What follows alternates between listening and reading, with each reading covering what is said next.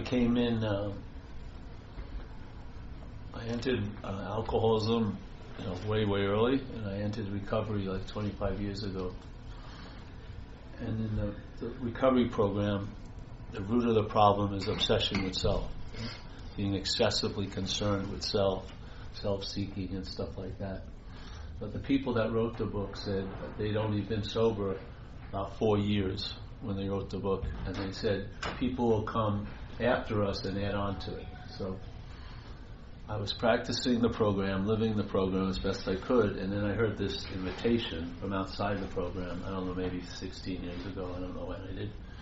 And I, at that time, I was teaching these workshops on this very important step of recovery, the fourth step, which is an inventory process where you take a look at your resentments, your fears, and how you harmed other people, and we look at our sexual behavior. Yeah. For what reason? To see the characteristics of how we were defeated by this idea of being a self.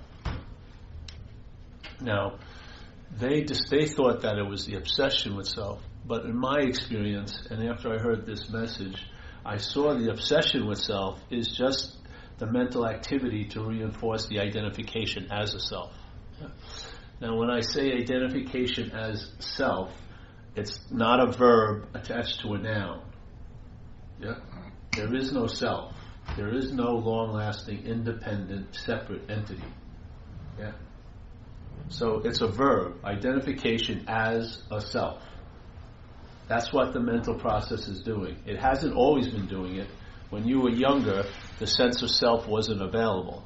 It grew. They say it starts around 18 months when the baby grows into this idea of self and other. And they also believe in some research that it coincides with the strengthening of the language center. Yeah? Which language is very, very important in this trance of remembering self. Yeah? Why you need to remember self? Because there isn't one. If you were really, really here, which we cannot not be, if you were really here and there was a sense of what was really going on here, it would negate all that belief, no matter how much it seems to have in time and how many stories were written by it, it would be negated by just this very moment. You would see that there is no existence of a self. And in that view, you would start really seeing what the problem is.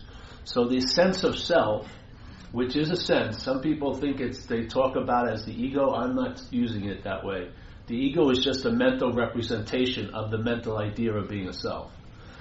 The sense of self is a feeling. You have a feeling. It comes over you. Yeah. Every time there's an action, there's a sense that you're the doer. Every time there's a thought, there's a sense that you're the thinker. Every time there's a feeling, there's a sense that you're the feeler. Yes? When there's a problem, it's my problem. Time, my time. Yeah? This is what happens. Selfing doesn't have a life, so it claims one. Yeah? How does it claim one? It has to be constantly remembered to forget our own nature. So the mind, instead of reflecting what we are, or let's say in Zen Buddhism they talk about seeing your original face, and seeing your original face is the clear reflection, let's say like of an open sky and a surface of a very, very still pond. Yeah? That's our original face. In other words, there's nothing there. Yeah? But the fact is, what happens with the selfing, the thought system pictures you and me as a body. That's the only way you could be thought about. You can't go, oh, my spirit 3 years ago was feeling very spirited that day. And then I'm hoping it'll feel spirited 5 years from now.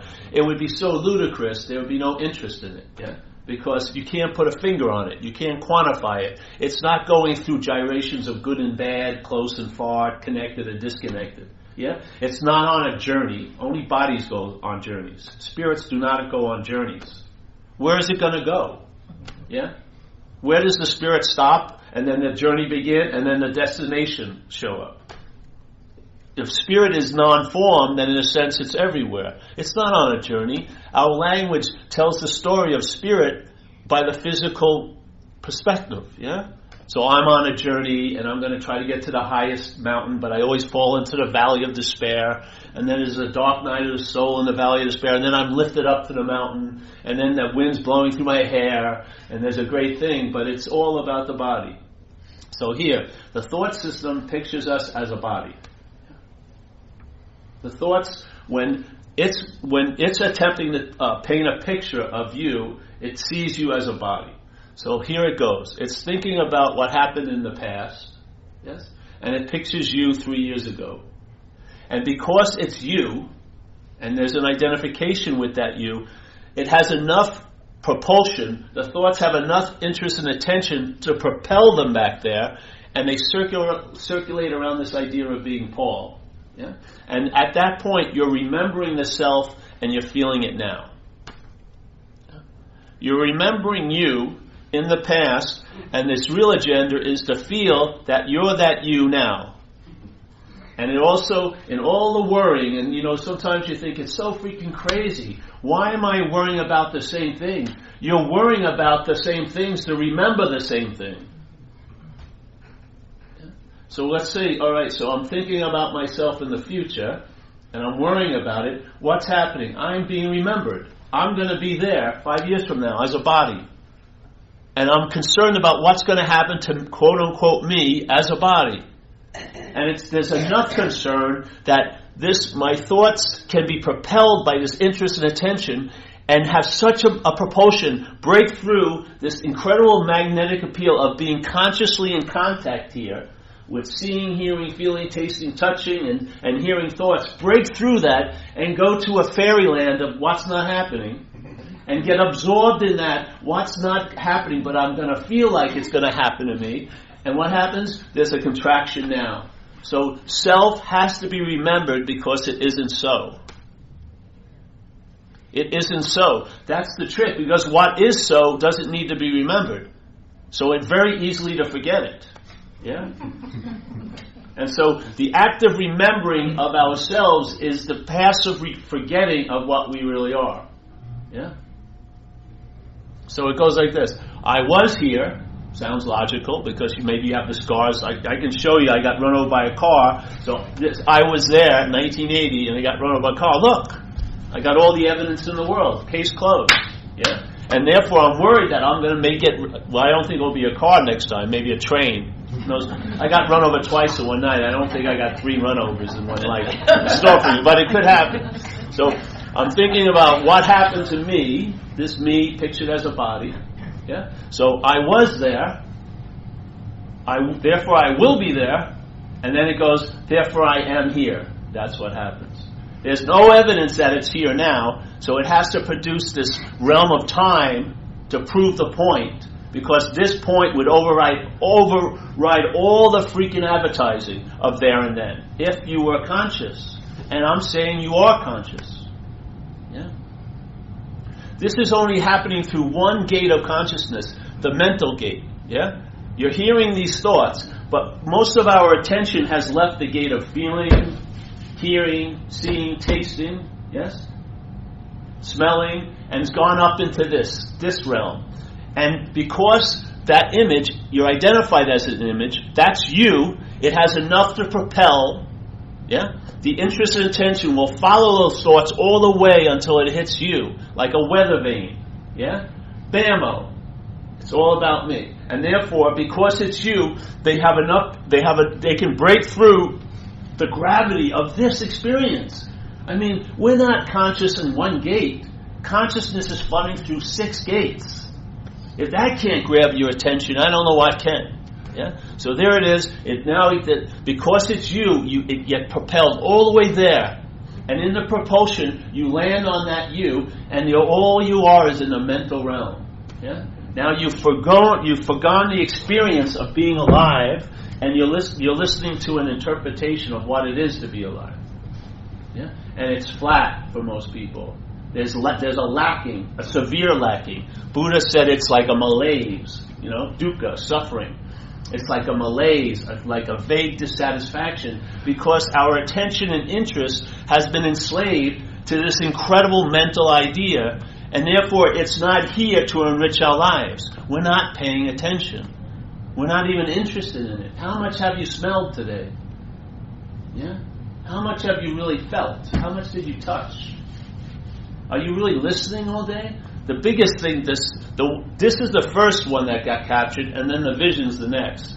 The vision, because our perception is distorted, we're not seeing actually what's going on. So the perception lends itself to the trance also. You have the visual perception.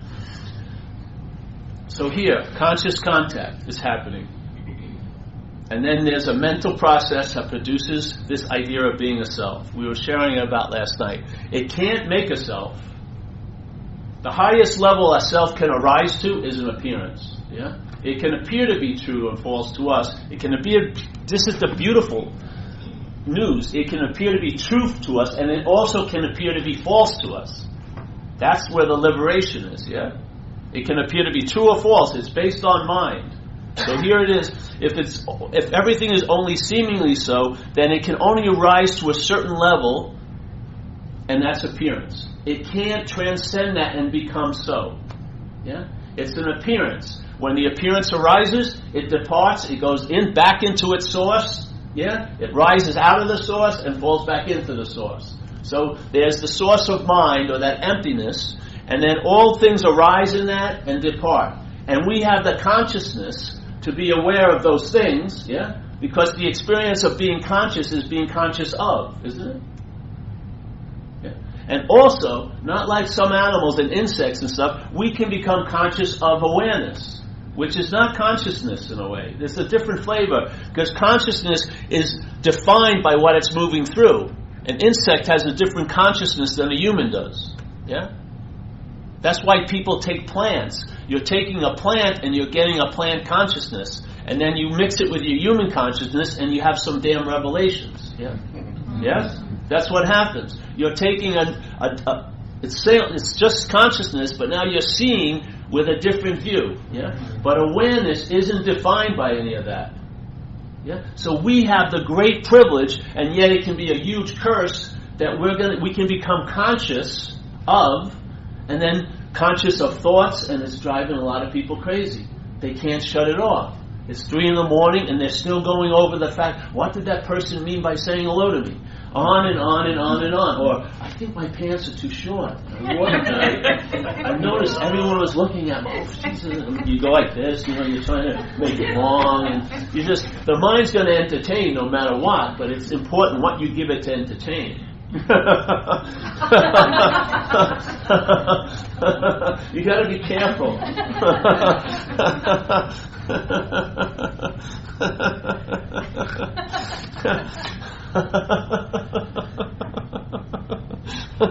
So the same interest and attention can either be driving you crazy because it's constantly glued to the movie of you, or it can be enriching your life, and that the enrichment is that you can sense the consciousness while it's happening of conscious of, and you can intimate the awareness. Yeah? You can't see it like a thing. You're not going to feel it like a thing. You're not going to taste it. You're not going to touch it. But you have a sense that can intimate it. Yeah? And you'll intimate it, and then it's your sense of presence. It won't, and actually it gets to a point where you almost see it. You're looking out in, let's say, the space of this room, and it's palpable. You can sense space. Yeah? You start intimating it, and then it keeps freaking downloading, and it gives you new glimpses of quote-unquote the same old, same old. And it's like every one of those checks, you can see its signature. Yeah? You see the unknown hand of what's going on here. And it's magical. It brings about a great sense of ease and comfort. Not next week when you go on the retreat, but right now in Philadelphia, after you had a big duck meal or something, yeah? You know what I mean? It's always available at all times with no requirement necessary to meet it. You're the one who sets up the requirements. And if you have requirements, you better fulfill them. Because that thing's playing God. So if you feel like you really need to do something, you better do it. You got to jump through that hoop until you start realizing the hoop always changes. The bar always gets raised and lowered. There's more. It's like a 500-yard rush and run, and then it's add 10 more yards, and then the contest goes longer and longer, and then you realize what's going on. It's like an insane mind. It's like it plays that game of hot and cold with you, So you do all this practicing. I'm getting warmer, and someone goes, "You're cold." You know what I mean? It just screws with you because it's playing God. It has no intention of ever finding, because you can't find what's already so. You become disinterested with what's not so, and then just like you were aware of that, you'll be aware of what's so, or you'll become conscious of what's so, and what's so is that awareness. And it's not that awareness, it's just awareness. Yeah? You become conscious of that, and I'll tell you, it produces a traveling lighter that can stabilize. Yeah? That you come to rely on. And we were sharing about it last night. There's a beach I go to where I live, and so you're going to go surf, right? And so as you're driving down, you can see there's a lagoon before you get to the beach itself. And you look at the lagoon surface to see if there's wind, because if it's windy, it affects the waves, So you want to get a preview of what you think it's going to be like. So you look at the surface. And it's usually, when it's agitated, all you see is the surface, yeah? You see all the ups and downs, but it seems almost like it's opaque, yeah? But then, and that's what you're seeing. That's what you're conscious of. This is what selfing does to you. Yeah, the selfing just distorts and creates an agitation on the surface, and you become conscious of that, and you don't get a clear reflection. And all of that's telling you there's someone there. It is implying, inferring, it's insinuating that you're the doer, you're the thinker, you're the this, you're the that. And because you're not seeing clearly, you make the leap from this agitation to, yes, I'm that. Yeah? But what happens when you drive by and it's a clear, perfect day and that surface is very, very still? It reflects everything around it and the sky. Yeah? Now it doesn't look opaque. Now you see one of its true qualities, the ability to reflect. That's what mind is like. Right now it's reflecting quite a lot of selfing. Yeah? And because of that, it's easy for it to make the leap into I'm a self. Yeah? And it keeps, and that little mistake gets reinforced by the thought system all day. Everything is interpreted from the point of view of being a self. Every action, you're the doer or some other self's the doer. And if it's not me as a doer or you as a doer, it's God as the doer. It's always going to be something that's doing it. Yeah? And it's reinforced all freaking day. But what happens if that ability to reflect would see a very, very calm, chilled out mind? It would see its original face. Yeah. It would see the exact clear emptiness of its own sense. It would see the center of the onion, nothing there. Yeah. And that nothing is a whole lot of something, really. That nothing is the gift that keeps on giving. It never runs out. It's always available at all times. It's not based on quantity. It has nothing to do with time. Yeah. Here we are in this linear story, and we just have two gears, past and future. Yeah? And basically, like the Course in Miracles says, we're seeing only the past. Yeah? Why do you think you have a future? It's just a mock-up version of what you think the past is. Yeah? The fears you had about the past, you're projecting into a future. Yeah? So here you are on a horizontal, linear story, taking yourself to be an action figure, yeah? And all the while, every movement down, up and down this thing, only two gears, forward and backward, yeah? It's being inserted, or vertically inserted, by the timeless pause, yeah? The original face, the everywhere and all of things. Every second is inserting through this horizontal line. We're not looking up. We're looking this way and this way. We're looking from the past to the future, back to the past to the future. We're missing this insertion. In every moment of time, there's the quality of timelessness. Huh?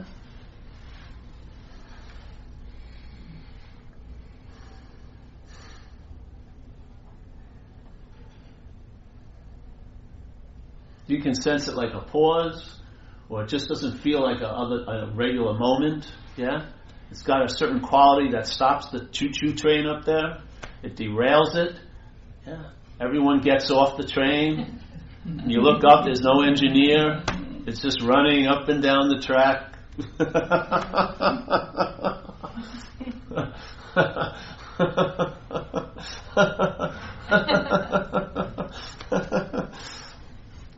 That pause can have a big effect. Can you imagine if you had a chance to go over your backlight and just insert a couple of pauses there? I know people who wouldn't be in prison right now. Before they pulled the gun, there would have been a pause and another solution, another movement, another decision could have been dropped down. But instead, that knee-jerk reaction puts them in a situation that they don't even... Some people I know are in jail for life and they did it in a blackout. They don't even remember killing the person. Now they have to live in the consequences of that, and they can never find out the why. Yeah.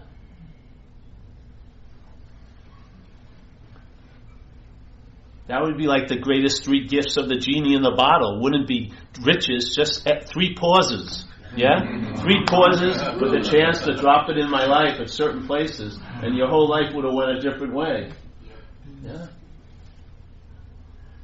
What would happen if you had easy access to that pause, or every day, before big decisions, before small decisions, before no decisions, yeah? That you are familiar with it. It wasn't foreign to you anymore. You recognized it. Yes? You called it forth, in a sense, by your recognition of it. And when it was available, you honored it.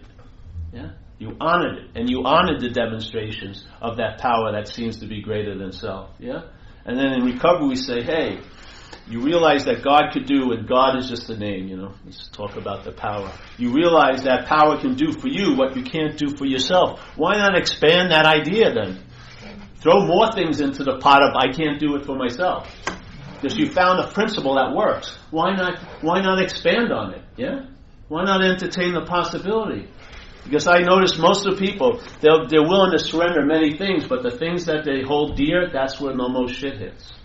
Yeah? They don't want to give up their body image. So all their anxiety and fear is about their body image. Yes?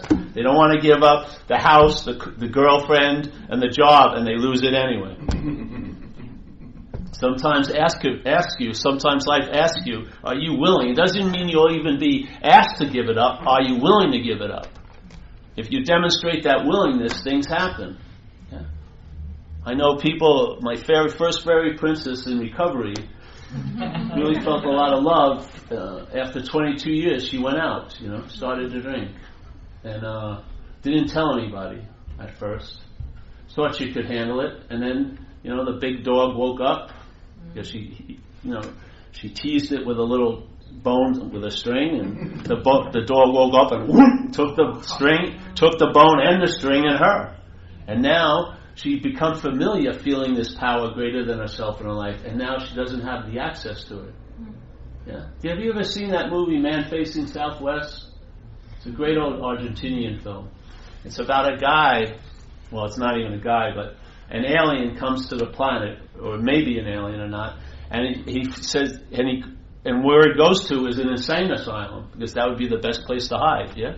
So he lands and he goes to this insane asylum, and this doctor is appointed to sort of deal with the guy. And the guy has an airtight case about being an alien. And this guy, of course the doctor's point of view, this poor person, yeah? But this guy's drinking his brains out, the doctor, and he's super morose and everything, ready to kill himself every day. But he thinks he's normal, and he's well. And this guy's crazy because when they walk around the streets and this guy sees someone cold, he gives him his jacket. So these just common sense things he's amazed at. So every day, though, the guy has to walk around the grounds, and he finds a spot to stand, and he stands there, and he gets the download, yeah? He accesses his home planet, and he's like this. And they're giving him all this medication, but he's hiding it, so he's not taking it. So he's got the transmitter and receiver going pretty good, and he stands there for about an hour and a half. Then he can deal with us the rest of the day. He can chat in the computers, yeah? But every day he goes out there, and he just walks, and he finds it. And what happens, finally, they start shooting him up. You can't get around it, yeah? They start shooting him up. And then he starts losing the connection. He can't make connection. So he's walking around the yard, and he can't find the spot, yeah? So he's not getting the downloads, and now this place starts really wearing on him. And he starts withering, and he loses that contact. He's not nice anymore. All these qualities that were coming through him can't come through him because he doesn't inherently have those qualities. He's a transmitter-receiver. That's what we are here. There's tons of mental winds blowing. Yeah? So an addict can be a saint 20 years later because he's neither. He's neither an addict nor a saint. It's just basically where his mind is resting is going to attract certain mental winds. Yeah? And those winds are going to play him or move through him like a flute. Yeah? And that because everything is seeking to find expression. Everything. Everything here. And there are a lot of mental winds blowing. Yeah? So here's that poor guy just shriveling up and everything like that because he can't access it. That's what, in a sense, it's an incredible metaphor for what's happening to us. Yeah? You see it in the plant world. Everything is striving to get to the light. I was upstate New York. We went on a trip the other day. I was speaking in New Jersey. And there was this giant layers of rock, almost like a rock sandwich, all the layers of the ages. And there was a tree that had broken through. A root had gone all the way through. Now, if the root had some self-centeredness, it would have said, I can never do this. Look at this freaking rock. But it went about 30 feet of rock. Yeah? Or whichever way it went. The power, unbelievable power that was available because it had that urge to reach the light. It had that urge. Yes? That urge. And we're just like that. But it's gotten distorted. It's been hijacked. The heist we're probably living right now the aftermath of that heist.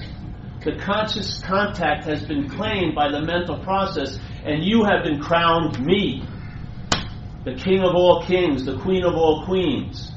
You're the seer, you're the hearer, you're the feeler, you're the taster, you're the toucher. And for you, when the self proclaims itself to be that, it forgets the real seeing, the real thinking, the real feeling, the real tasting. And now there's a taster and a feeler. And the emphasis is on what I felt and the feeler, what I heard and the hearer, but not the hearing, not the seeing, not the feeling, not the tasting, not the touching. We've lost our fucking way. Yeah. Maybe this place scared us, so we ran up into that mental sanctuary, the only voice we ever heard. And yet we got trapped up there. It's like we went down the rabbit hole and we can't get out. And when we try to get out of the rabbit hole, it's another form of being in the rabbit hole. Because you run into a very tricky little axiom. Self can't get out of self. Yeah? You can't use the Buddha to find the Buddha. You can't use mind to find mind. You can't use activity to reach stillness. That's an activity. So what's one to do? It seems like we have this drive to get out of somewhere, yeah, and yet it doesn't seem like it ever truly succeeds. Because how many solutions have you found and you're still looking for one? So can you really term those things as solutions? I don't believe they fit the definition of a solution. I would think the solution would negate the problem, and then for any need for another solution. Really, if it hit the specific problem, that should be it. Yeah.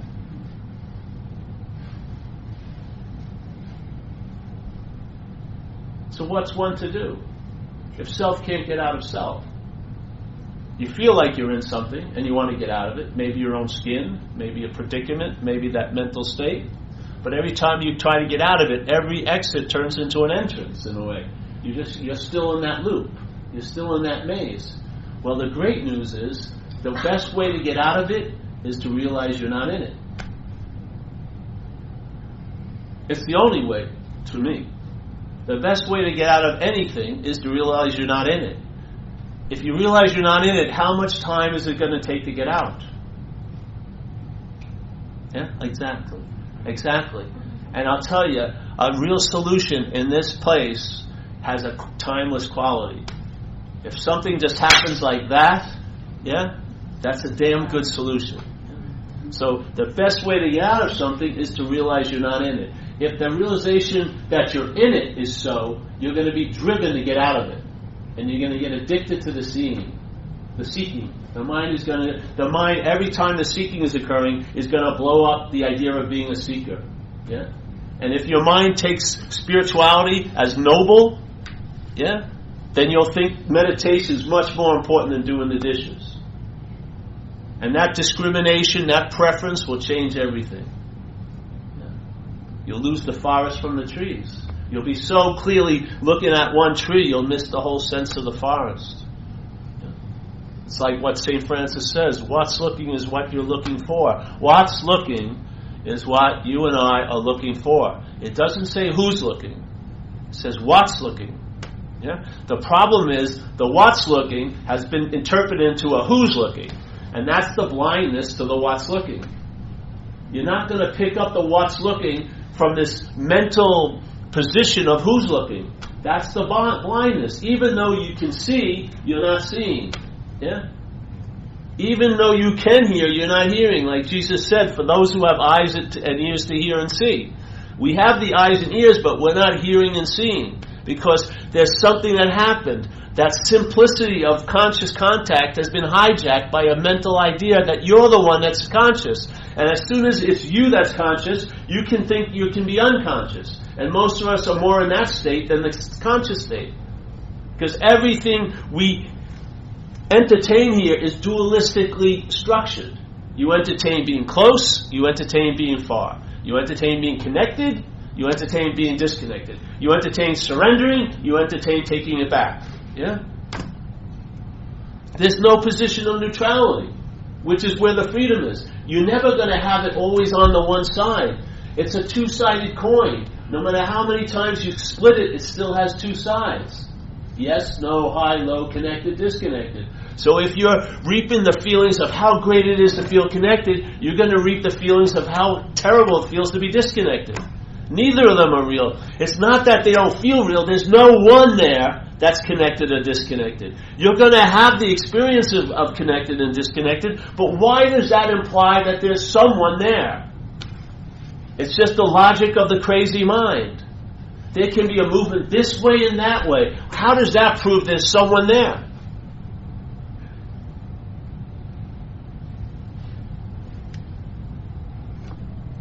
I just can't believe that leap.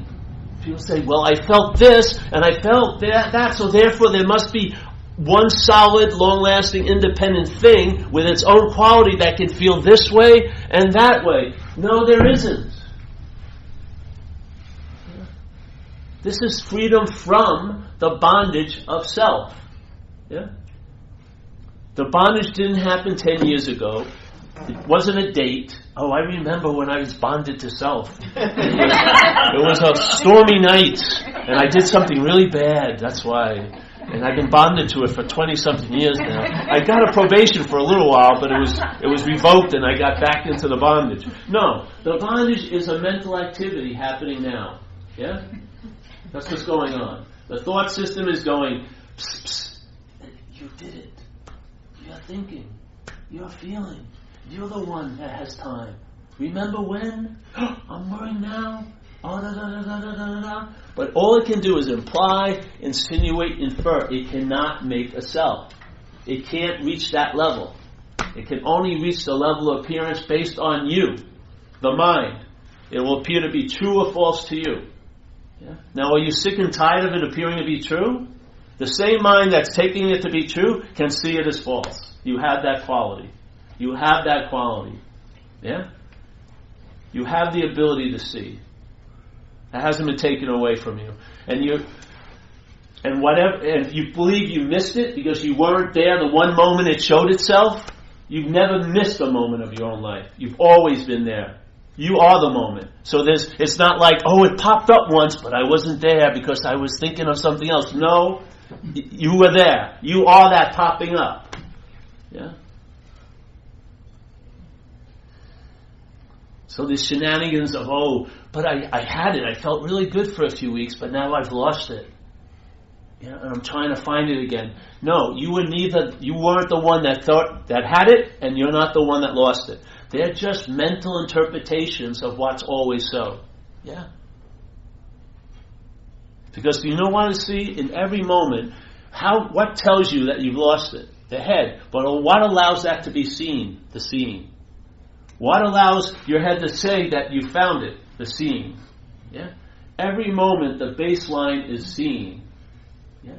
You're seeing, not visually. Seeing meaning you're conscious. Every freaking moment. Yeah? That baseline, nothing gets behind that. If you follow it as far as you can go, all you'll do is find seeing. It never stops at a fence post and becomes seer. Never. Not so far for me. It just keeps going. And you don't have to go all the way. Far enough is just you get it. There's only seeing. Yeah? So my experience here is I am the seeing of what I'm not. Yeah? And I don't say I'm not that, I'm not that, I'm not that, I'm not that, I'm not that. You'd be busy doing that all fucking day. There's the seeing, I'm just trying to describe it with language. But the feeling is, see, the point is, the downloads occur, and then something changes, and then you attempt to articulate it. To try to articulate it before you've sensed it is bullshit. It's conceptual. It doesn't work. But when you sense it, it tends to motivate you to attempt to express it. If you're a dancer, you're probably going to dance a lot. Yeah? If you're a musician, you're going to attempt to play that note that seems to capture it. Yes? You're going to write that tune. If you're someone like this thing, it's like I'm a jazz artist ripping with words because I'm attempting to do the impossible. And it's an incredible challenge. Yeah? My mind's met its match. Yeah? How to describe the indescribable. And I learned the best way to describe the indescribable is when it's appearing not to be what it's not. That's when you can capture it. You can see what's true by looking at when it appears not to be true. Yeah? That's the only way, that's the only time the emperor has the clothes on. Is when it's appearing not to be true. That's when you can see it. So then you see it. You see its structure, you see it what reinforces it, you see what its fuel, which is your attention and interest. Without your belief in it, it would die out. It doesn't have its own fuel. It doesn't produce its own fuel. It's sucking off of your God juice. Yeah. It plays God with your God juice. And we're willingly giving it to us because we've fallen asleep, in a sense. We've been habitually lulled into every time there's doing, there's a doer. And on that. Every time, every thought is perceived by the sense I'm the thinker of it or it's about me. Yeah? Doesn't matter if you have 5 thoughts, 800,000 thoughts, 2 billion thoughts, it would be still held the same way. I'm the thinker and or it's about me. Therefore, every thought is being used to reinforce the original thought, which is I'm the thinker. Yeah? Because that idea is crazy. It needs a lot of reinforcement to take hold. I mean, a lot. That's why it's constantly having thoughts, because it uses each thought to imply the thinker. It's like trying to apply a glue and take nothing and glue it to something. Yeah? It's not a natural bond.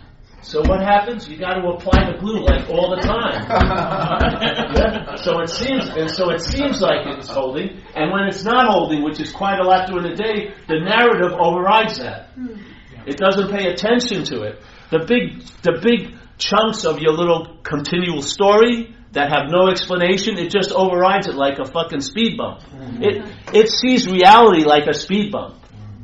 It gets shook up and then it morphs again right back into the selfing. I mean, it's sort of like, you know, when they take mercury and you throw it out and it beads up and it goes all over it and then it recoagulates. That's what selfing is like.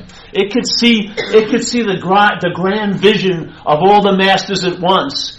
It would be blown out into smithereens and it would regroup. And it would say, I saw the masters. I saw the masters. You think that Buddhism would blow it out of water? It morphs right out over Buddhism. Kabbalism, any ism, New Age, forget it. New Age is like a headdress it wears. The New Age practices. Jesus Christ is loving them. All right, they're going to try to control the thought system. Only have positive thoughts. This is the real secret. You're going to get screwed. Not this secret. You're going to get everything you wanted and you'll hate it. You'll have so much stuff that'll own you. And what will you do? Think about it. Yes. Go ahead, practice this, do that. Go to the mountaintops. Who cares?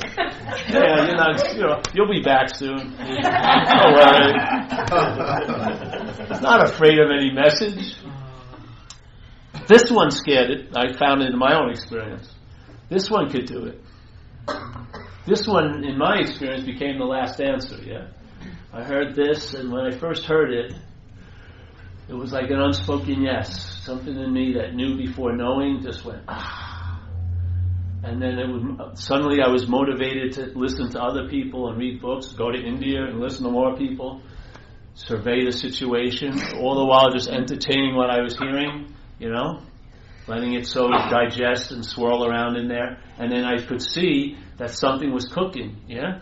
And that something, and then it was like throwing a giant wrench in the works of the selfing, because selfing is an activity. It can be stopped, yeah? Something happens and can freeze it. And when it freezes, you see raw mind, or you see from raw mind. And it's not, you're not going to forget it. You may run over it, the selfing may hide it and cover it up with something, but the mind does it. You'll know beyond knowing. And like Ramana Maharshi says, or implies, he says, by then your head's in the tiger's mouth. It's a done deal.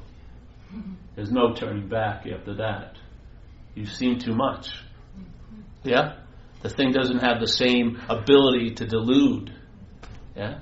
It's not because it's a good movie, it's the audience. It's you and I that make it Panavision. It's you and I that make it seem so real.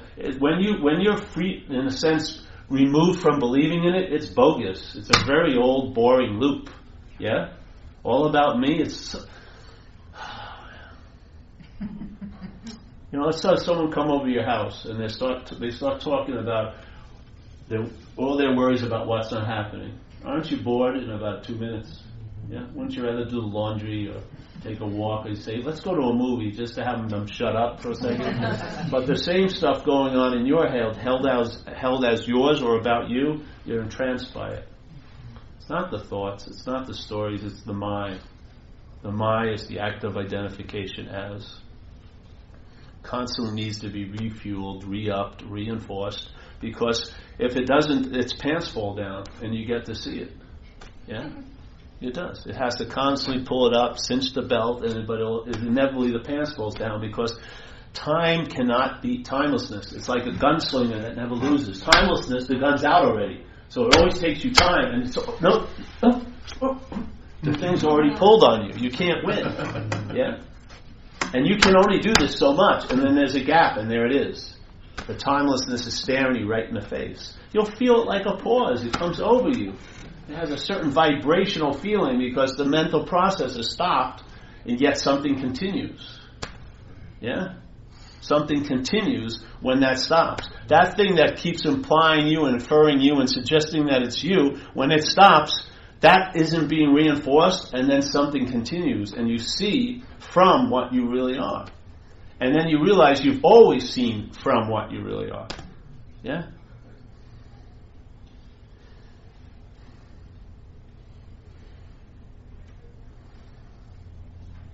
So then, I used to tell an old story about the lion and the sheep. Yeah? I'm not going to go into the whole story, but this message is, let's say, we'll use the metaphor, because some people think I'm talking about you're a lion, a real lion. It's crazy, but it's an example. So here is the message. You're a lion. You're a lion. You're a lion. You're a lion. You're a lion. You're a lion. YNS, maybe. You're a lion. You're a lion. You're a lion. Right? And it sounds great. The people get an aha. Oh, yeah. Something hits. So it's like this. You're a lion. You're a lion. You're a lion. Yeah, I like this. You're a lion. You're a lion. Then it hits the sheep ears. Yeah? And it gets translated into, I can become like a lion. That's not the message. Yeah? Alright, you go back and you listen again. I'm a lion. I'm a lion. Ah, yeah, I love it. Yeah. I can become like a lion. That's not the message. What happens is the sheep now, let's say they got that, but they've made it into another message. So now they start buying pictures of lions, and a couple of them get together like in a room like this, and they find old pictures of lions, and they put them in a nice gilded frame, put a little pedestal in front of them with candles and incense, And they're saying, oh, Mr. Lion, yes, I want to be like you, I want to be like you, I want to be like you.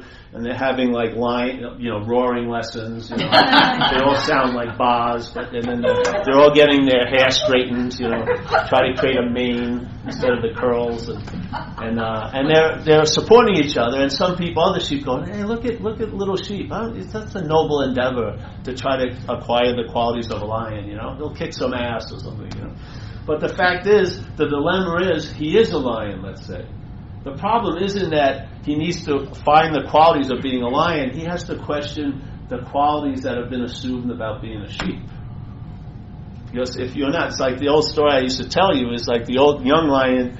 There's a young lion and a mother, and the mother dies, and the young lion gets left to its own devices, and it's lonely, and it doesn't know what's going on, it doesn't know what it is, and then a herd of sheep come, and it wants to sort of hang on with the sheep. But the sheep see it as a lion, and they start running away, and then they realize this thing doesn't even know it's a lion. So they sort of let it in, and it starts trying to become like a sheep. And, it's passable, but it's not really working. He's not that satisfied listening to about who's going to be the next sweater and everything. And sitting there, and he's friends and everything, but it's not really working too well. And then one day a big lion comes into the field and sees the herd of sheep, or wants to eat, or the flock. And so it's chasing the sheep, and it sees out of the corner of its eye the lion, and it thinks the lion's joining the hunt. Then it realizes it's running away from him. So he stops going after sheep. He goes after that young lion. And the young lion's really tearing to get out. And then he loses the race, and he rolls over his back. He says, Mr. Lion, don't eat me. I'm a humble sheep. And the older lion's pretty perplexed. He just grabs the young lion, drags it to this pond of water, and sticks their both heads out, and they see their reflections. So the young lion sees his reflection and the old lion's reflection and realizes what? It's a lion. Yeah? It doesn't have to take 3 months of roaring lessons. The old lion says roar, and it roars immediately. Yeah? The whole time it was a lion. It isn't like it became a lion or achieved lionhood. It was a lion, but it had been disguised in an identity as a sheep. And it was feeling unhappy and a malaise about life because it wasn't fulfilling its own nature. Yes? In a way, that's what's happening with us. So the question isn't, really the message is, are you a lion? It's, are you a sheep? Yeah? If you're not a sheep, there may be no need to study of how to become a lion because you already are a lion. Yeah? What does that do? Save you a whole lot of freaking time. And if you save a whole lot of time, that's like the closest thing to getting to timelessness in a way. Yeah? So a lot of us sitting here, I don't know, we're still waiting to get it. Yeah? We're still waiting to be there to have an experience of our own absence. It's not going to happen. Yeah? You're not going to be there to experience your own absence. You're actually experiencing your own absence right now. You're just calling it presence. Yeah? And for you to experience your own absence as presence, what's present has to seem absent. That's the deal. You could not seem present if that was present. You would realize your absence, your inherent absence. So that has to be forgotten by remembering this pseudo-presence. But it's inherently absent, yeah? Because it must be remembered.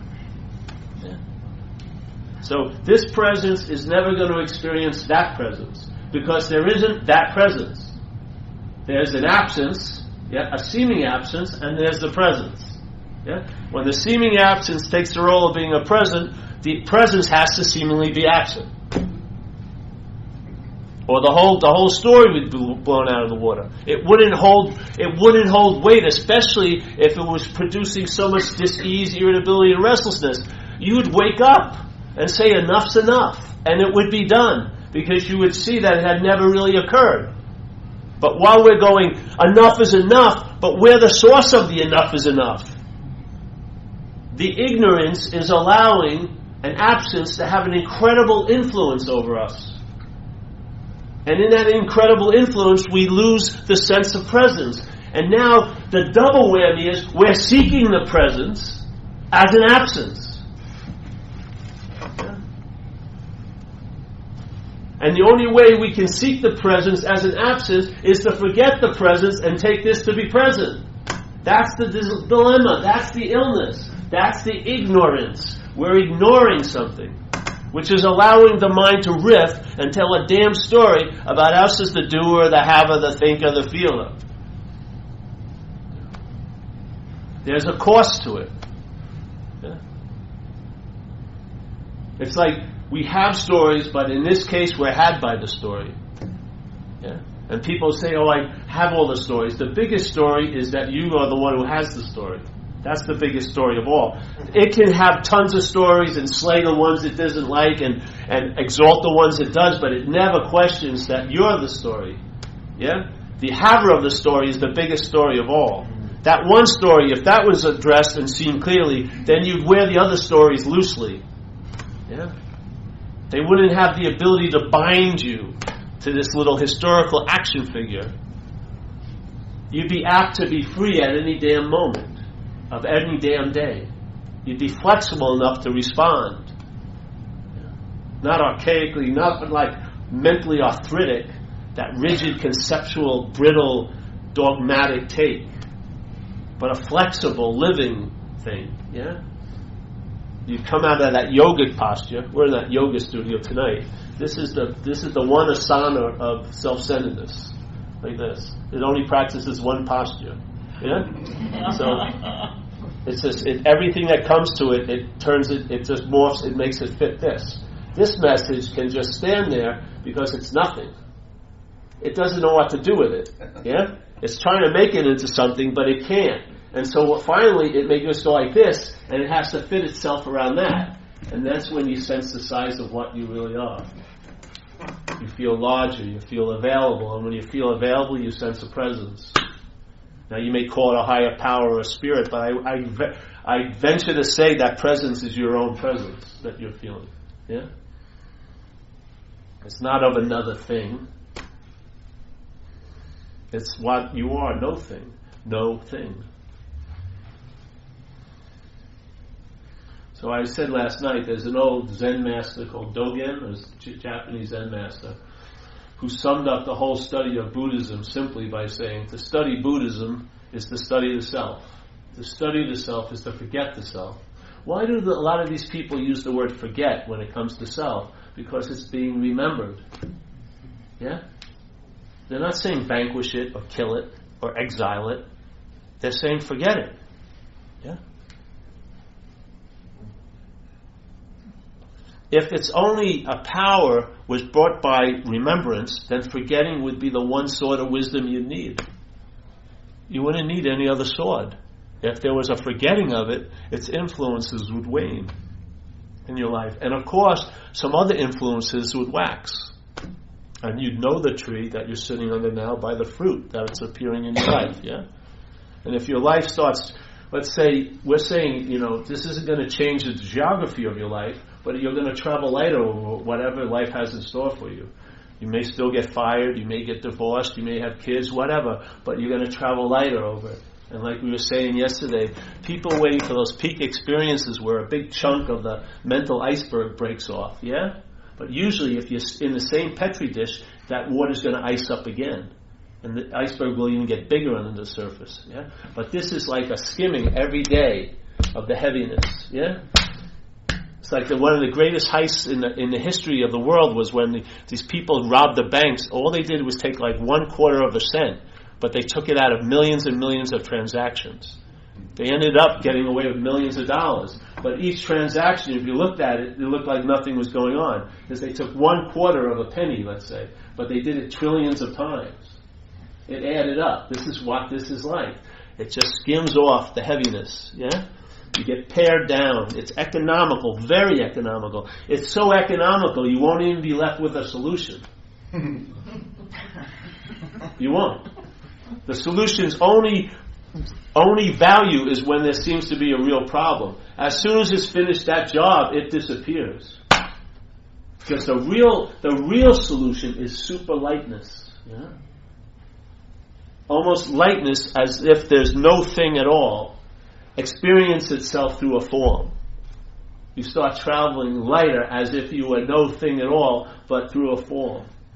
So whatever isn't necessary gets pared down over time. It's very economical, and the solution goes out the window with the problem.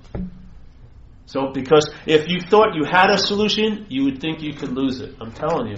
If you think you've achieved something, you're going to worry about not losing it. If you think you did it, you're going to think you can do something to undo it. It has to be taken totally out of your hands for it to remain exactly what it is, which is nothing. Because the selfing will make it something. Once it's made into something, it's unrecognizable. You may think it's the conceptual truth, but it won't actualize on Saturday morning or Wednesday night or Tuesday 2014. It won't be where the rubber meets the road. Then does it have any real value? If it doesn't have a value now, only based on the right circumstances and situations, how valuable is it?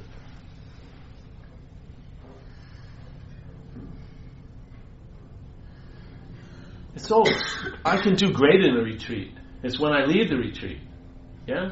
When I leave the retreat, in one day, all the effects of the retreat, because their experiences start dimming, yes? And then the same thing that's been influencing and was maybe subdued at the retreat becomes the major influencer of all my experiences. And that's a mental state. What we're attempting to go is behind that to the real state, which is a state of being, not a mental state.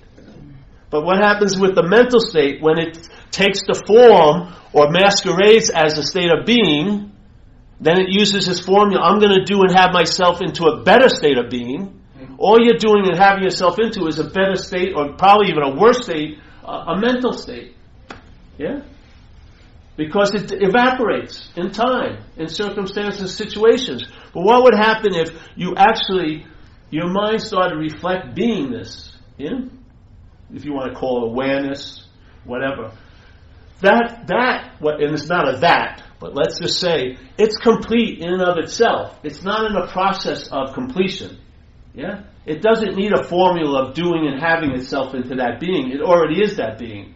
The only thing it's looking for here is expression, basically.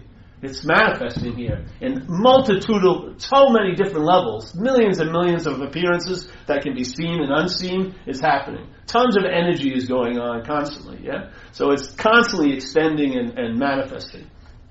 But it's complete in and of itself. Yeah? A mental condition isn't. A mental condition is always in an act of desiring to become or unbecome. Yeah, you're desiring to become a better mental condition or unbecome a bad one you think you're in. It's like a slinky that never stops. It goes like this. I don't want to be a loser, which is a desire to unbecome. I want to be a winner, which you think is a desire to become.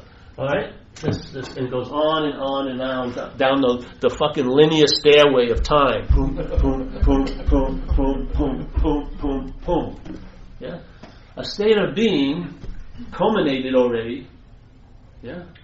Whole in and of itself, not in any process, not in any pursuit, not in any looking for a crescendo, yeah, not a climax, not of time, because processes are of time. There's no time there. Your pursuit of happiness becomes a leisurely walk because you've got what you were looking for. You have a sense of ease and comfort during your day.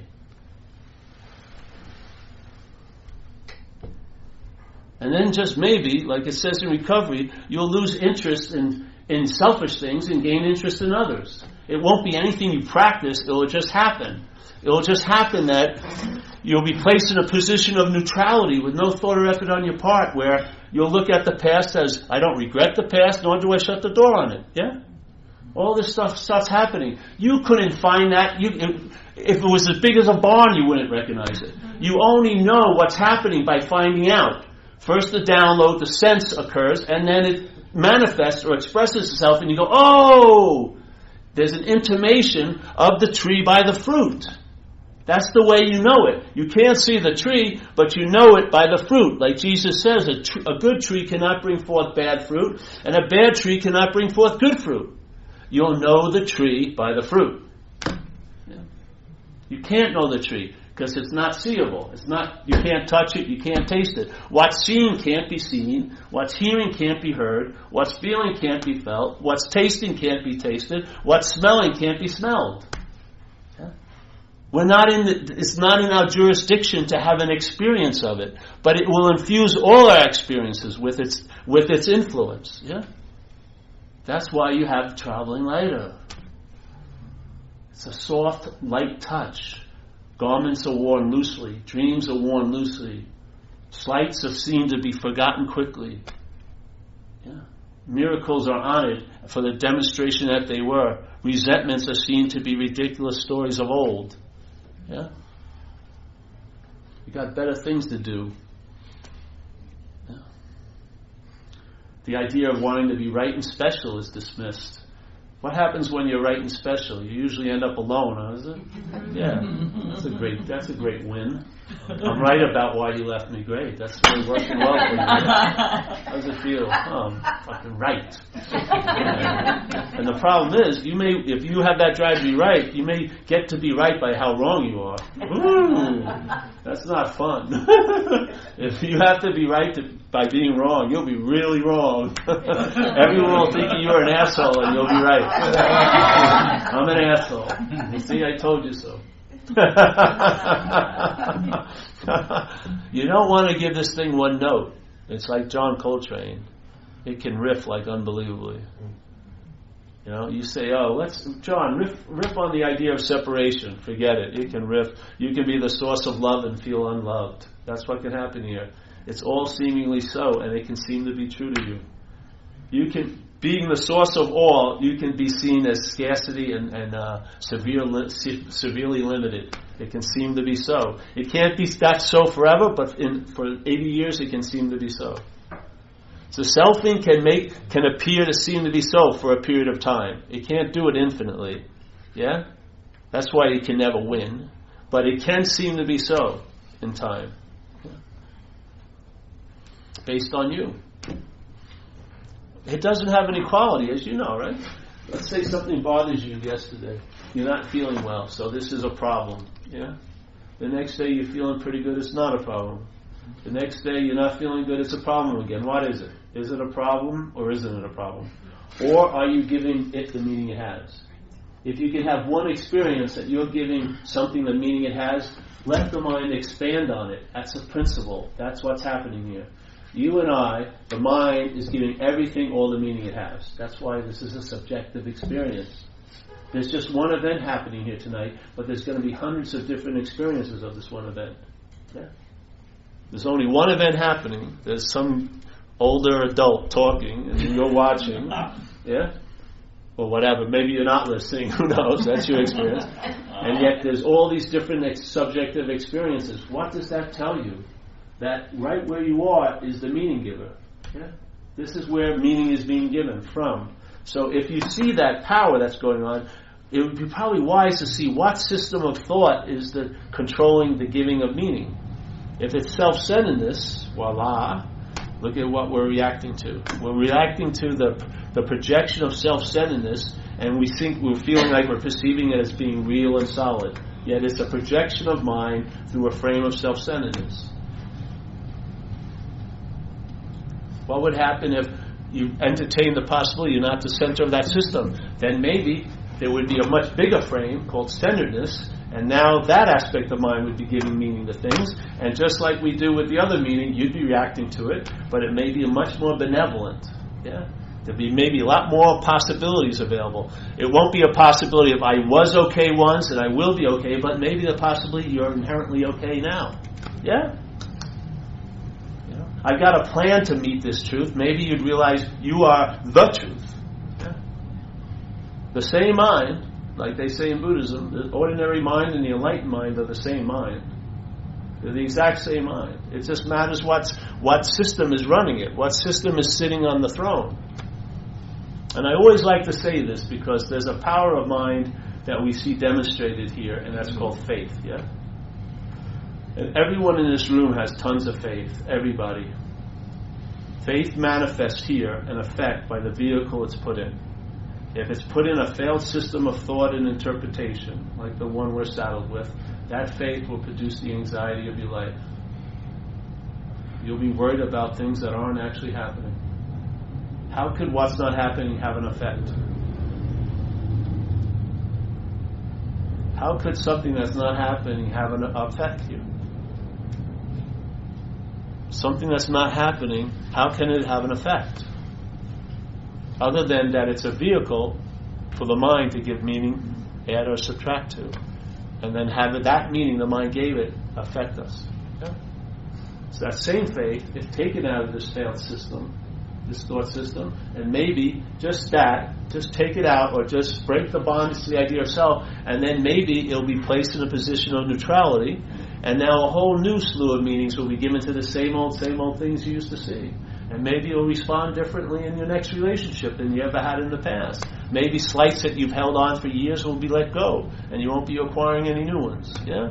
Maybe you'll realize, hey, I'm not that concerned so much about the past because it doesn't seem to be happening. And I'm really not that concerned. I'm planning, just in case, but I'm not that concerned about the future because I don't feel it, see it, taste it, or touch it. It's not actually happening. And therefore, this is it. Yeah? Like that Kenny Loggins song. I used to want it to be my theme song. This is it. Make no mistake who you are. This is it.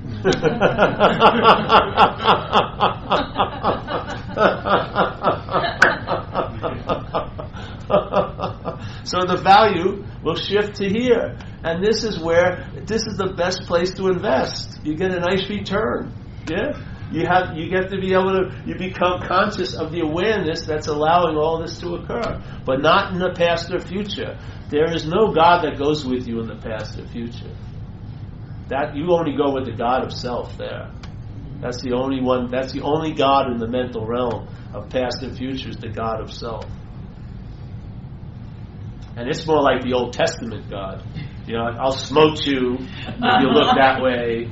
Don't put any other things before me. I'm going to kick your living ass, kill all your firstborn child. And, if you turn back and look at me, I'll smote, you'll turn into salt. And it doesn't sound like a loving person, sounds like my head. Really. When it's described, it sounds just like my main program since I was a kid. You know what I mean? I'm going to get back at you. It didn't sound like any God to me.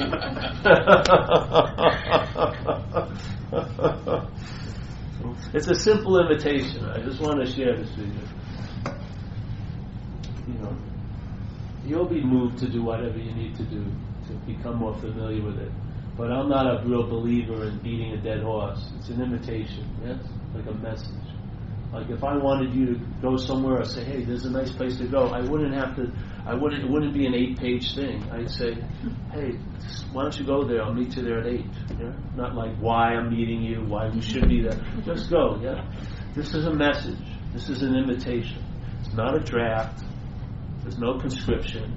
Do not watch the head try to make a should out of this. The head's going to make this something, but this is pristinely nothing. The head, the way it's built, cannot embrace it, cannot pick it up, cannot own it, cannot put it up on its spiritual mantle, because it's nothing. Yeah? The only thing the head can do is surrender, get exhausted, and don't do anything, and then that nothing becomes something in your life. It will demonstrate, and it will be the gift that keeps on giving. Seriously. Because there's no quantity in nothing. It doesn't run out. It's always available at all times. And I put it to the test.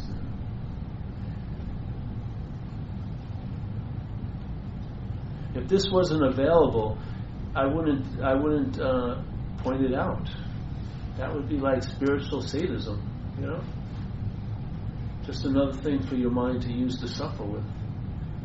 But the fact is that it's available, it can be offered. Yeah? It's available now. That's the offer. This isn't a way-delayed plan, not a time-delayed plan. It's offered now because it's available. If it wasn't, I'd be having you sign up for some fucking program. Where you get a monthly DVD of me and realize you don't want to see me, and then I'd say, well, your sense of presence is based on my absence in your life. And that would be called the Retreat from Paul, which I was going to try out to see if people would actually sign up. It's that insane of an idea, but I thought they would, where I would have I promised that I'd send you DVDs of me and stuff like that, and I'd send you DVDs of ex-girlfriends like singing the glories of my absence in their life. I feel this great presence when Paul isn't around, and then I'd say, listen, I'll give you a newsletter of where I am, and I promise I won't be where you are, and you send me $50 for the 2-day event, and then if you like it, we'll make it a month long, and you send me a couple $100 a month with an address in Hawaii, and you will be experiencing the presence based on the absence of Paul in your life. Yeah, so it will be called Retreat from Paul. I bet you people would sign up. I really do. I bet you would sign up. My friend was just telling me about the White Stripes. You remember that band, the White Stripes? They put on a concert tour where it was called the One Note Concert Tour. They just came out and played one note and left, and they had sold out engagements. It was not one night. They did a whole tour where they came out, played one note, and they left the thing. And they had standing room only. Can you fucking believe that?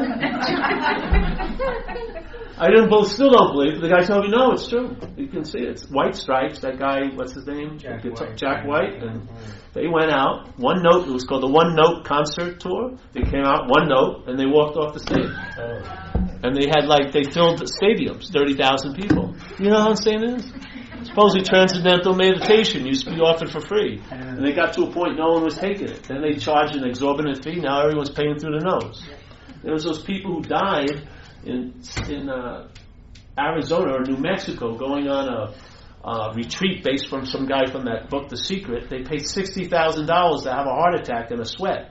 Native American sweat. 2 of them died. 2 elderly people. They shouldn't have been in that fucking heat. And they died pursuing the truth. $60,000 or something to fucking die in a fucking oven, an Indian sweat oven.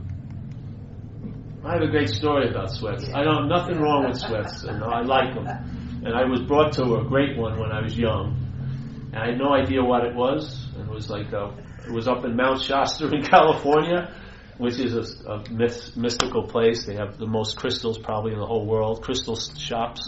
The ascended masters are supposed to live there in the mountain. Saint Germain and all these people, or non-people. Well, they're having this lady got invited, and she asked me along, and I had nothing else to do, so I drove up there. And when I got there, it was amazing. People came from all around the world to be at this one sweat. And the guys came, one guy, everyone loved this guy, big white hair and a big Harley Davidson. Oh, it's him! It's Arnie or whatever. And everyone, there was a huge hierarchy, and they brought the native Indian, and they built the whole thing, and I'd never been in a sweat, so I got in the first one, big place, and there were so many people in it, there was no room. So some people were standing up when the lights were still on. And you know what it is a big pit, and they put these super hot rocks in there that have been sitting in a fire, and then they pour herbs and water, and it's like getting hit with a giant heat tsunami. So I was holding up, I was like in a subway, and heat rises, which I was unaware of or forgot. I was like this, and this guy starts throwing the water, and this heat starts hitting me. It burnt my underarms and my inside my nostrils, and I was trying to sit down, but someone was there. So I had to stand up the whole time. I was like dying, and I was cursing everyone, and I was like, fucking stop. Let me out of this thing. But I had my spiritual pride. I wasn't going to give up. That guy ran out, You can't take the purification or whatever. I was going to die because I was living for my face instead of my ass. Because I thought my face was my ass. My image. So I was going like this. And then next time I run out and you jump in the stream and you get this big rush, and I go back in for round 2, which is insane. The same thing, but this time I'm down and I'm trying to crunch up. And then I'm going, please don't throw any more water. And then more prayers, and these waves are just hitting me. Super hot, So now something happens. I survived that weekend. A couple years later, I entertained this possibility. And then I was working with these people in recovery, and one of my sponsees had this group where they were all Americans, English, white guys, trying to, live the Native American, whatever, spiritual thing. And they had got this Indian from Oklahoma to come to Petaluma, California, and they built a yurt back there, a thing, and they're going to have a sweat, and he wanted me to support them. So they had all this food and drink outside, and so we went in, to this little thing, and the Indian from Oklahoma was there, and 9 guys. And we're sitting there, and then the thing starts, and I have this experience. This is hot, and I get right out. Just walk right out. Yeah? I mean, it was not rocket science. It was just, this is hot, I'm out. It made total sense. I get outside, all the food's there, the drinks. I'm hearing them moaning and praying and everything. I'm sitting there, beautiful starlit night, drinking, everything like that. What happened to me? Before I had this whole belief about purification. I'll do it. Fuck that. You know what I mean? I'll purify my being. Already so. It's already complete in and of itself. You know? I could see blue as blue. Hey, it's hot. Why should I stay in here? You know what I mean?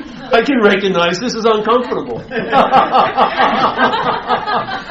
was like that, split second, and now. And it was the appropriate response. Just like I'm at another meeting the other day, and the guy, because I go in the water a lot, the ocean, and the guy says, "Are you afraid of sharks?" And I look down, I said, "Not now. On land." You know? I know the qualities of a shark, and I'm not going to get attacked here. Why would I be afraid? And then the hypothetical, but that's not so. I'm here. I don't know how I'll feel the next time I'm in the water, but I do know I'm not feeling it now. The whole point is the I don't know. That's where the true security lies. And then you'll find out when it happens. Yeah? One of the highest forms of mind in the Zen tradition is I don't know. Don't know. You know, that's what they always do. Don't know. In that I don't know, you give up that mental knowing as your prize, and you find out. Much more convincing. Yeah? You find out. You don't find out before you find out. You don't get the privilege to know. You find out. And that I don't know is a beautiful stance. It just works every time. Yeah? Because the alertness is there because you don't know. And then you're fully engaged and there's no memory of what happened. Yeah? So it's clean. The selfing can't be produced because you're not remembering the time that it uses to remember you were there. Yeah? So now it's like Etch-a-Sketch. You know, the day went like this, and then it shakes up, and it's erased. And then it happens again, and erased. Happens again, and erased. And then you see the real role of memory. Yeah? There's an aspect of working mind, but most memory is being used to remember self. Yeah? If you forget it, you'll sense something. You'll sense you have the ability to be conscious of, yeah? And you can also be conscious as, in a way. The consciousness will show you're conscious as awareness, really. Yeah? Awareness moving through a human form, consciousness. Consciousness arises when something else arises. You become conscious of. That's the dance. But the field is of an awareness, yeah? So while you're being conscious of here, engaged in living, you get a set or intimate what's actually so. Yeah.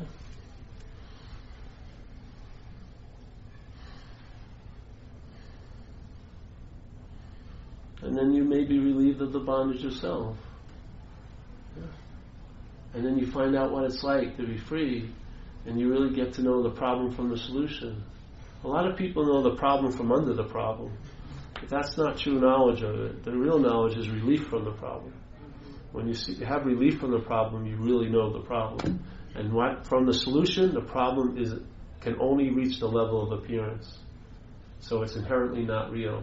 Therefore, it's not real, there's no need for a real solution. The solution goes to. And you're just left just as you've always been. Yeah? Nothing added, nothing subtracted. Yeah?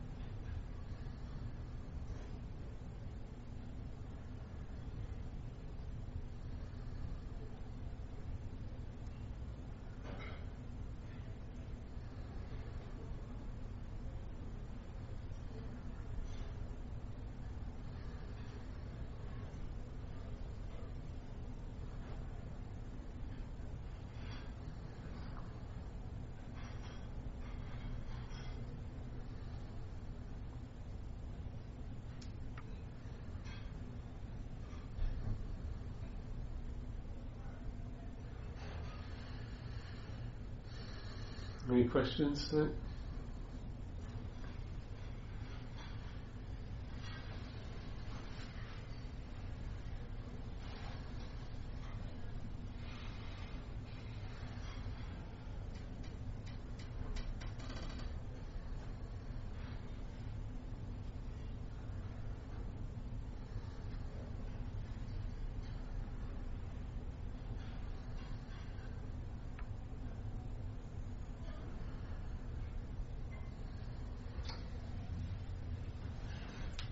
I want to ask about sort of curiosity and the I don't know. I There's a lot of curiosity in the I don't know. Yeah. Keeps you alert. There's something I'm really curious about leaving it at I don't know. But so there's just a lot of curiosity. I feel so active. Yeah, it's very active. This isn't passive at all. Yeah. No, it's not passive at all. You're called upon to respond to an ability. Yeah, I guess I just want to talk for you to talk about the activity of the sort of pattern. Well, it's entertaining. It's entertaining. It's not something, but there's an incessantly onness that matches your ability to entertain. Yeah. The mind's constantly entertaining. That's why it gets bored. Yeah. A lot of people go into deep levels of boredom and stuff because they can't find something worthy really to entertain. You know what I mean? They entertain things that it's uninteresting. It's like a bogus Rubik cube. The mind already fucking problem. Oh yeah, I'm never gonna be loved. Yeah, so I'm never gonna whatever. It's bored as hell. Yeah.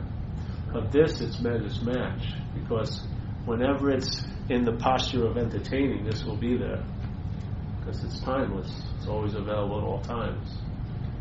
Yeah, the entertainment will give up before the onness will. Seriously, it will. For 1 second, it will. Yeah. So you may meet your match. So if you sense that seeing, and there's the ability to entertain is matched with it, it will trump the entertaining seeing because it's always there. Yeah? So, as much incessant onness that you can take, that's what will be available. And it doesn't matter, if you want to back off, far out, watch. Or if you don't, you want to go for it, far out. There's no one going for it or backing off, Yeah. You ever see that movie Sunshine? Isn't that cool when they, Sunshine? It's about a movie about a flight to the sun. Yeah, did you see it? It's cool, eh? When they go into the viewing room and they can only take a few percentage of true, clear sunlight, but it's almost like a spiritual experience to have it. They're like sitting there and the light hits them and it's like a fucking big awakening. Yeah. And then they want to stop playing with the percentage. And now they're getting all sunburned and their skin's peeling, but they don't care. Something's happening here. The light's just, it's, you know what I mean? It's not even coming. It's like so powerful. And I really dig that. I dig what that's inferring. I dig that movie. It's very inspiring to me, in a way. And then the guy decides he'll stay on the ship. And he just goes up to the viewing room and says, fuck it. Turns it up. And lets about 30% of it come, and he just gets fried. But you could see his face. It was a damn good frying. He's like this. You know what I mean? I'm sure that 1 second was an eternity. Yeah. Light, realizing light. Because it isn't just light coming out. What meets the light is light. That you're like the sun also. Yeah? Yeah. Yep. I had a question. Yeah. Maybe as an analogy, when you listen to something like a song, like music, there's sort of the fluctuation of the human voice singing it.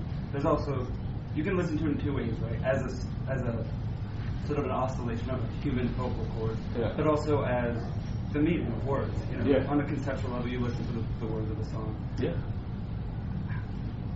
What is the resolution of those two things? Because it seems like a duality, Well, experiences are, but I always put my words on. Like my friend was pointing out, I'm singing the song, but I'm putting my own little lyrics in.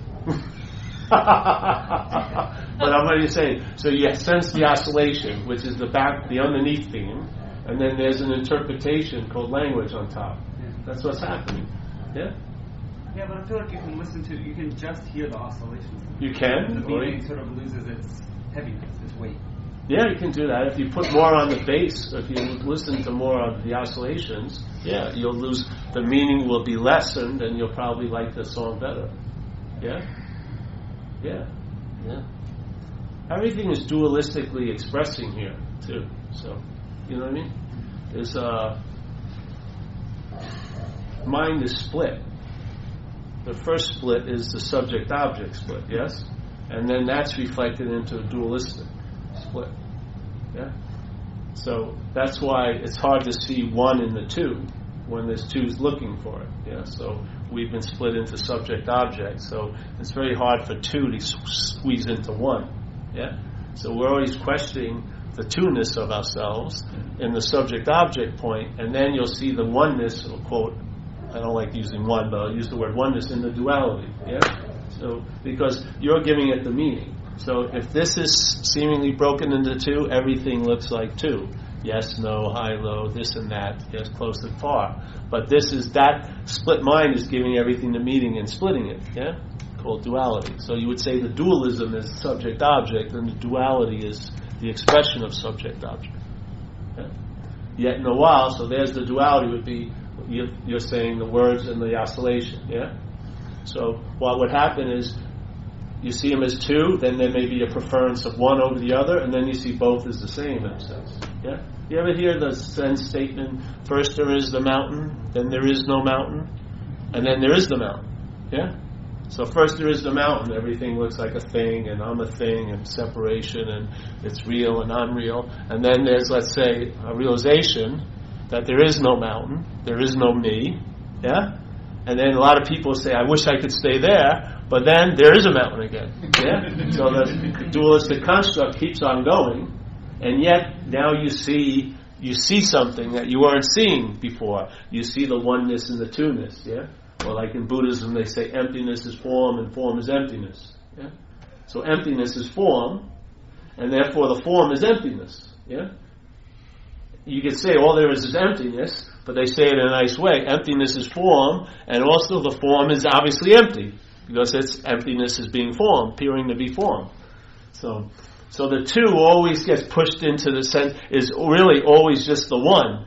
Like in Chinese view, there's the Wu, which is the energy. See, in some Buddhist terminology, there's three qualities of mind, yeah? And I'm using the term mind as the old Zen, like you want awareness, the big M, yeah? So the mind has the ability, its essence is emptiness, yeah? Its nature is to reflect. That's what's happening here. And then its manifestation is just energy. So all that's happening here is oscillations of energy, yeah? Appearing, coagulating, and the mind that's dreaming, seeing it as something that it's not. So all its energy that appears to take a form, but that's all it can do is appear to take the form. It's energy, yeah? And energy can't be created or destroyed, so that's an aspect of mind, yeah? Can't be created or nor destroyed, so it's the manifestation of mind. And then the mind that's manifesting it can also reflect it, yeah? And if it's reflecting it from its nature of emptiness, it sees the one in the two. If it's reflecting it ignorant of the emptiness, it sees two. Yeah? It sees two. And that's how we're conditioned or programmed.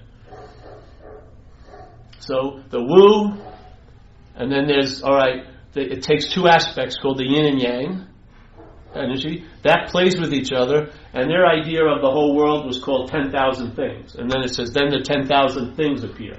So the Wu, the energy, mind, let's say, before it manifests, then it's manifesting, and that's energy, that's the yin and yang, a little dance to create tension and conflict, yeah, to produce agitation for something to appear in, and then the 10,000 things appear. But if you take it from the 10,000 things, you go to that dance, and then there's the oneness, yeah? So everything, like Ramana Maharshi says, he used the term self to represent all there is, the big S. So he says, it's like if you follow through self-inquiry, if you follow the mind, it inevitably goes back to its own source, which is that. Yeah, Rush, and I go back in for round 2, which is insane. The same thing, but this time I'm down, and I'm trying to crunch up. And then I'm going, please don't throw any more water. And then more prayers, and these waves are just hitting me. Super hot, you know? So now something happens. I survived that weekend. A couple of years later, I entertained this possibility. You know? And then I was working with these people in recovery, and one of my sponsees was had this group where they were all Americans, you know, English, white guys, trying to, you know, live the Native American, whatever, spiritual thing. And they had got this Indian from Oklahoma to come to Petaluma, California, and they built a yurt back there, a thing, and they're going to have a sweat, and he wanted me to support him. So they had all this food and drink outside, and so we went in to this little thing, and the Indian from Oklahoma was there, and 9 guys. And we're sitting there, and then the thing starts, and I have this experience. This is hot, and I get right out. Just walk right out. Yeah?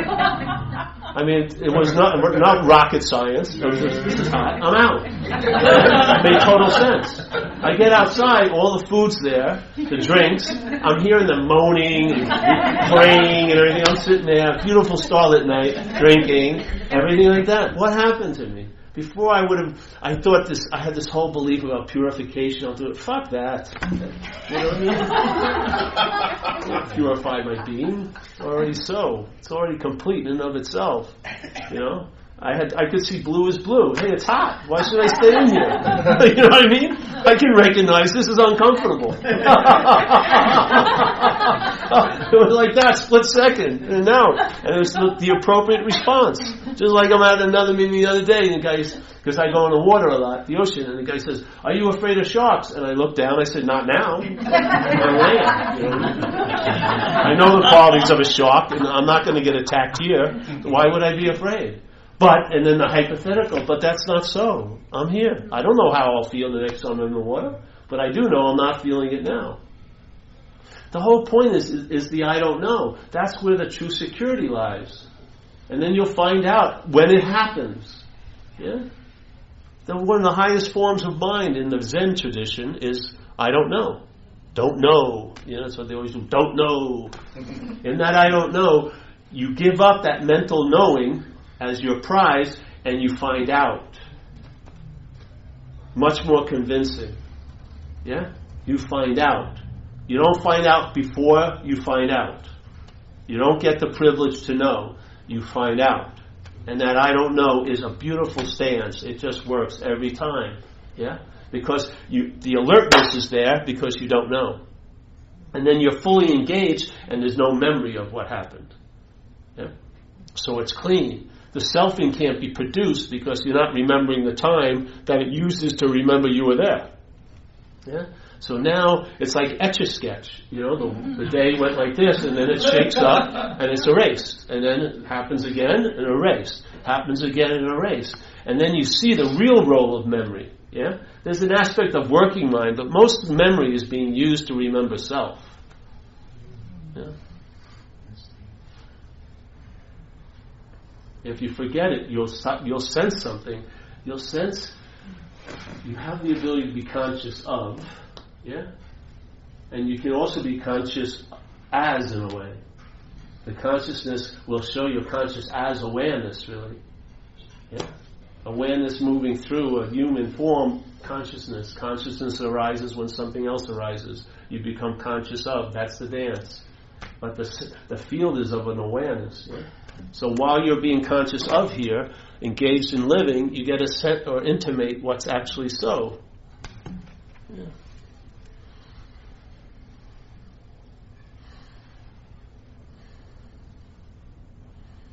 And then you may be relieved of the bondage of self. Yeah. And then you find out what it's like to be free, and you really get to know the problem from the solution. A lot of people know the problem from under the problem. But that's not true knowledge of it. The real knowledge is relief from the problem. When you have relief from the problem, you really know the problem. And from the solution, the problem can only reach the level of